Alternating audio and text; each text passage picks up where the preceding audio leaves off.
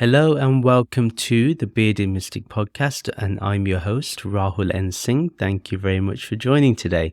So I got a question after yesterday's video about the kind of meditation that we did that led us into the non-dual awareness. And I got a question. It's a very good question from somebody on Discord. This person who's asked me the question, I consider them to be, more or less self-realized. So I know they have a deep kind of practice in this. They are very, very deep into the practice, not only in the practice, but they are, even what they say, I can sense the embodiment present too. So, it's not just simply they've realized the non-dual state, they're abiding in that non-dual state. And I can tell that literally by the question. That question shows me everything about that person. So I want to say thank you. And this allows me to go a bit deeper. In fact, this is my radical non-duality kind of video today. So buckle up. There's not going to be any, beating around the bush or it's going to be very, very direct, and I think that's the best way to answer this question. So he says, Rahul, a question: that which changes is not the self, the unchanging is the true self. Why is this not falling into duality? As I experience it, that which is before changing unchanging concepts. The absolute is thus neither the unchanging nor its opposite. Now, that is radical non-duality, and that is the absolute truth. You even have to go beyond duality and non-duality, right? So even if you experience the non-dual state, the real abiding is beyond that.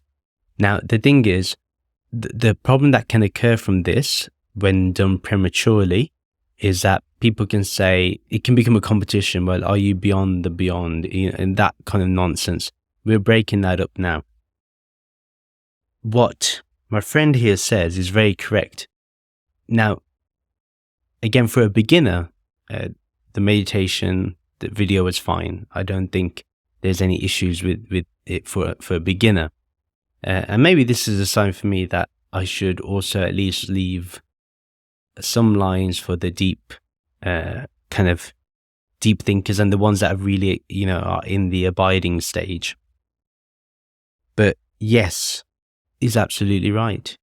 That awareness that we're talking about, that consciousness, that formless consciousness, is beyond kind of dualism and non-dualism. Beyond changing and unchanging. Changing and unchanging, again, manifest and unmanifest. These are states that occur when there is a movement in that awareness, in the reflection of the awareness. So I want to make that very clear. So only when there is movement in the reflection of awareness. Now, there is no real movement going on. There's just, but the reflection can show that there's some movement, and then the appearance arises. And again, but on the completely non-dual state, it's beyond duality and non-duality. Now, the reason why I actually do not talk like this, mostly, is because, again, I understand it can go through mental gymnastics, and that's why I kind of avoid it. I don't like doing that. But in times like this, I feel it's necessary that when I talk about, or whenever it's mentioned that we become aware of awareness and we go into that state, and those of you that understand what I'm talking about, you're in that state now. You understand what I'm talking about. We don't have to talk about duality or non-duality. We don't even have to say a single word. We can go beyond silence too. whatever is expressed is expressed. Whatever is inexpressed is inexpressed. It doesn't need to be, kind of, neither a notion needs to appear, neither a thought, a vritti, a movement even of thought doesn't need to appear.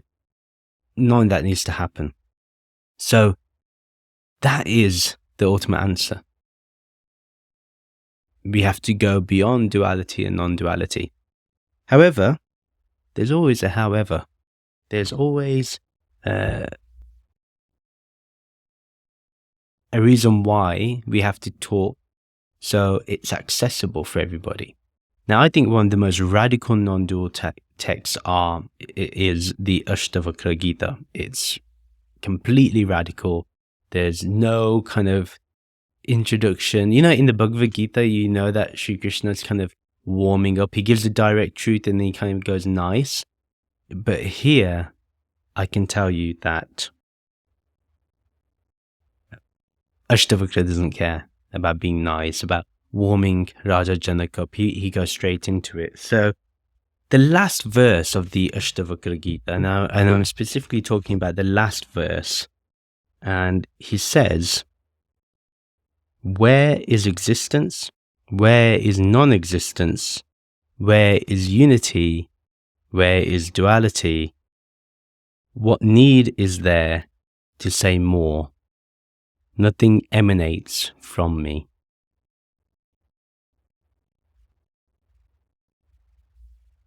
And I think that's enough. The unity that he talks about is the non-dual state.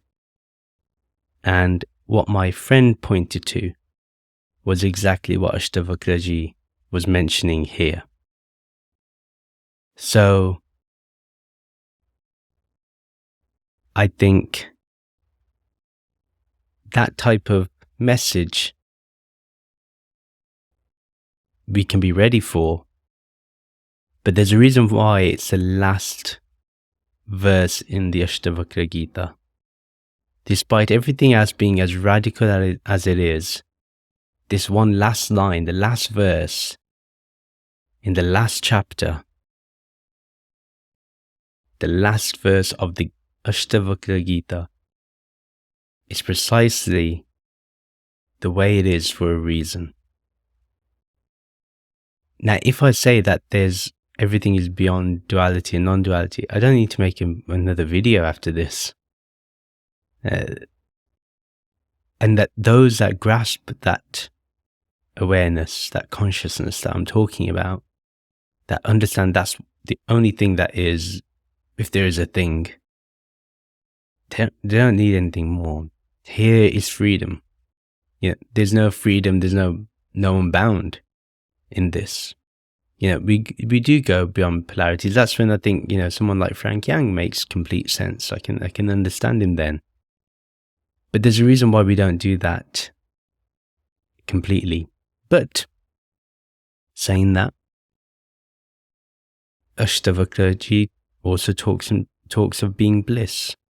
So we can talk about the blissful state of awareness. Now, is bliss separate to awareness? No. And that's the thing we have to catch out. And is existence separate to awareness, to consciousness? No. When there's one, you don't need to really say there's one. To even do that is doing a big concession.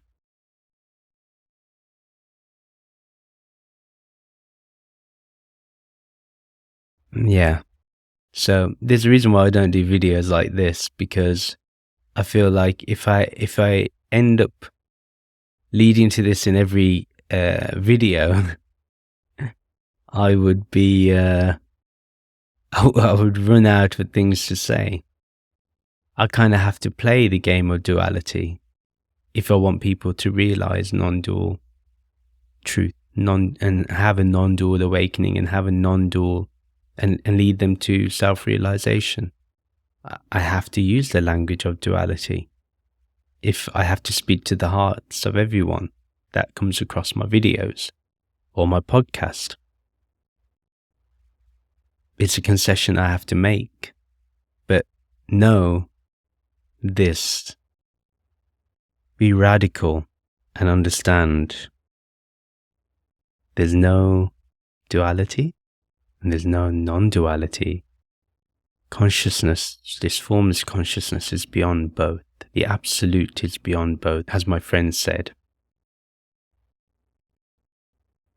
So I hope you find this video good. Let me know in the comments. Do write to me and tell me, did you like this radical non-duality?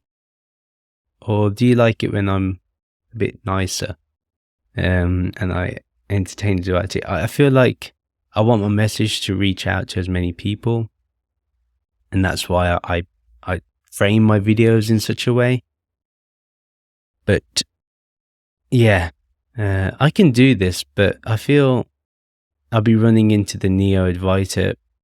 Not saying I will run into Neo-Advaita, but I'll run into that kind of the mechanics that go on in those circles, and that's what I want to avoid. So I do apologize in advance to the ones that have found this pure consciousness. I apologize in advance. But let me know. Let me know what you think, and tell me your experiences.